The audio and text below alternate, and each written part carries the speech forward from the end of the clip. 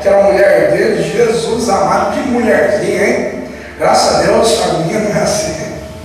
E aí, querido, quando ele entra, Mical fala, as minhas palavras, que ridículo, um rei, você chegou quase a ficar nu, isso é ridículo. Mical falou isso para ele. Mical olhou e falou, um rei? Você tirou sua coroa, filho? Você tirou a sua alparca e você pulava que nem um macaco, lutando, ridículo. Davi olhou e respondeu a ela, mas no verso 23, nós entendemos que Deus aprovou aquilo por quê?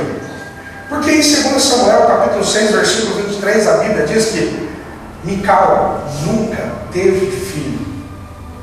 Então Deus o amaldiçoou. Deus amaldiçoou Mical. Por quê? O filho, a mulher que não gerava, era considerada maldita. A mulher que não gerava era considerada uma mulher que não era abençoada por Deus. Então Deus amaldiçoou Mical por ela julgar Davi pela sua adoração. E a Bíblia, por isso que eu tomo muito cuidado, porque Deus já falou comigo.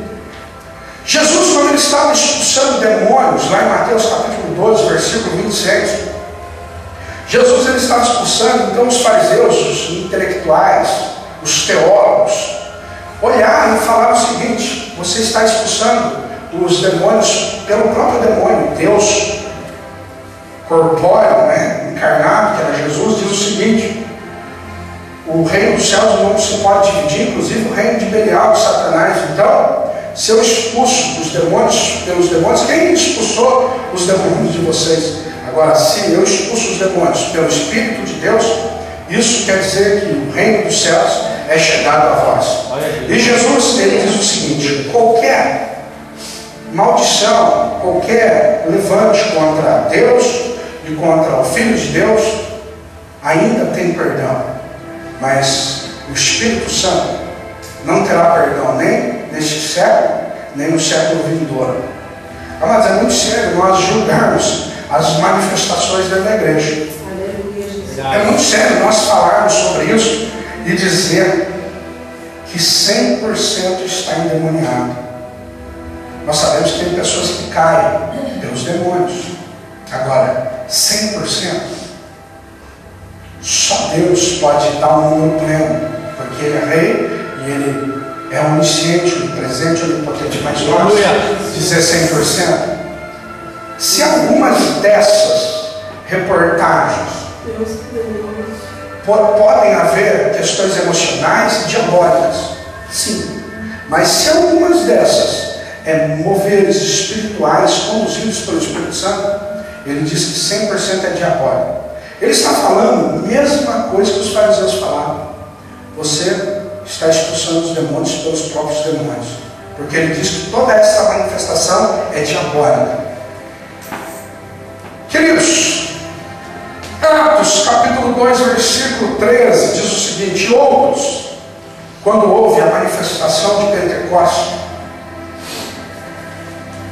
os que estavam de fora, eles começavam a zombar e diziam: estão cheios de moço. O que é moço? Pedro ele responde. Pedro, porém, no verso 14 diz assim: pondo-se em pé com os 11, levantou a voz e disse-lhes: varões, judeus, e todos os que habitais em Jerusalém, seja vós isto notório, escutai as minhas palavras. Esses homens não estão embriagados, como vós pensais, sendo esta a terceira hora do dia. Mas isto é o que foi dito pelo profeta Joel. Agora vamos lá. O mundo encarou aqueles homens que estavam movidos pelo Espírito Santo como se estivesse mosto. Que é isso? Embriagado. Olhavam e falavam assim: estão embriagados. Agora Pedro, no avivamento, no reteté de Jeová, Pedro ele fala: querido, preste atenção, o que vocês estão vendo aqui é a manifestação a qual o profeta Joel nos disse. E ele começa a pregar então o avivamento, a manifestação do Espírito Santo. Não tira você, que você fica possesso e não pode controlar. Uma pessoa fala assim: eu conheço camarada que ele estava orando no monte, ele e um amigo dele. E aí o outro amigo dele começou a marchar no monte, voar, pular, e o outro colocou a mão na cabeça e falou: eu não vou sair daqui, o Espírito Santo vai segurar esse camarada para não sapatear a minha cabeça. E o camarada, uns 30 centímetros do outro, o que aconteceu? O outro sapateou na cabeça do outro. O que é isso? Vazão emocional. Você é movido pelo Espírito Santo, mas você tem um controle. Você falou: opa, o Espírito Santo vai segurar, não, você vai dar tapa na cara do outro aí. Você vai tirar sangue do outro. Por quê? Porque o Espírito Santo não toma em possessão. Possessão é quando o cara cai porque ele está possesso pelo demônio. Então, a sua mente, ele fica possesso, então ele não tem controle de si. Agora, quando é pelo Espírito Santo, não, você é instrumento, ativo, você tem controle da situação, você pode se controlar.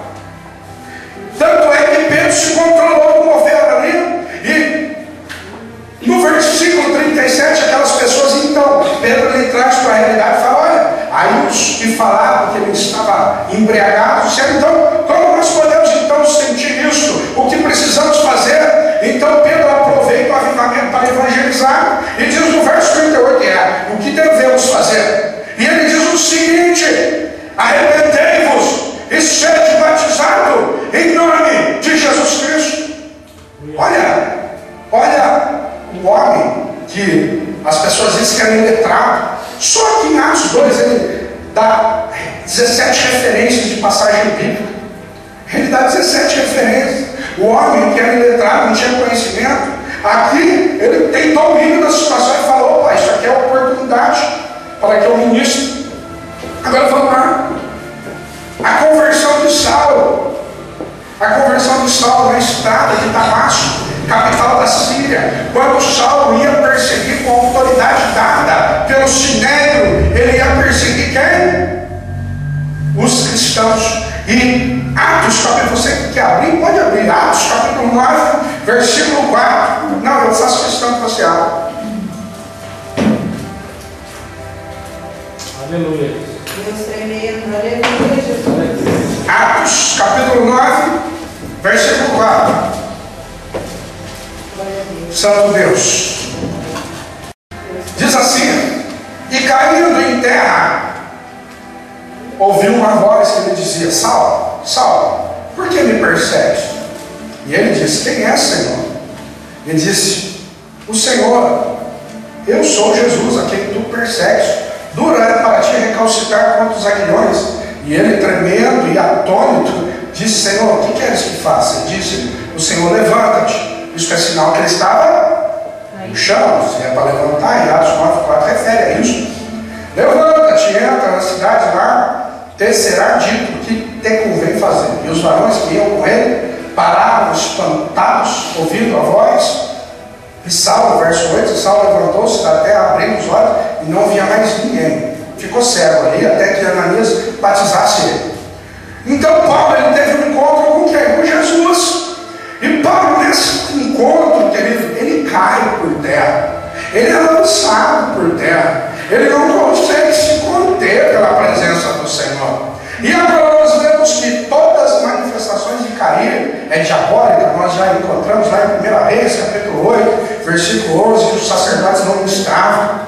Nós encontramos outras manifestações de Davi, em 2 Samuel 6,14, a qual ele não conseguia se conter e deu vazão mesmo vinculado. Quer Mical amaldiçoou, dizendo que ele era um idiota, como a mídia nos alegou de alguma forma, ou quando jogaram no ventilador e todos não têm o discernimento que nós, igreja, temos. Quer dizer, já está difícil, agora vai ficar mais ainda. Agora, de alguma maneira, isso nos favorece, por nós pregarmos a palavra e pedir coesa e coerência. Agora, não é porque vai favorecer a gente que a gente aprova esse tipo de situação. Agora, queridos, vamos lá. Pedro e Tiago, quando sobem juntamente, Pedro, Tiago e João, quando eles eram convidados por Jesus para subir, segundo o que diz os teólogos, no Monte Tabor, lá em Mateus capítulo 17. Abram aí, Mateus capítulo 17. Pedro, Tiago, João, acostumados com Jesus, estavam com Jesus, ceavam com Jesus, e Jesus ele fala: